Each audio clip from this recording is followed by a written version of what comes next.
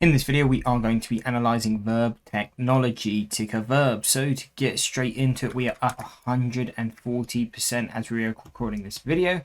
So what are the key levels we're paying attention to? So from a support side, if you're watching this video today, we have the anchored VWAP as a support, that's 158. Whereas if we're looking to get into this trend, we can look to kind of add at the anchored VWAP. That's how I use that level.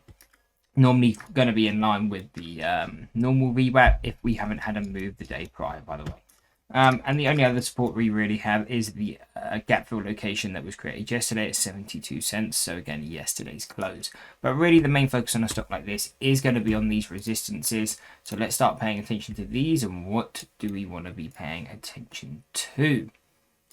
So if we continue to the upside, we can have the 3-month anchored VWAP around 176. We've hit that today, but again, that's not a massive level, so we would look for the break of that level. And if so, then we start coming into the key deviational level. So 264, 348, these are our first deviations, that one from the first year, and the 264 from the 6-month. These are both super strong resistances. If we come into here, what I normally use these as, they're not normally extended enough to start shorting the stock, but they are good levels to be taking in profit. So if I was holding the stock long, again, that's going to be my target range.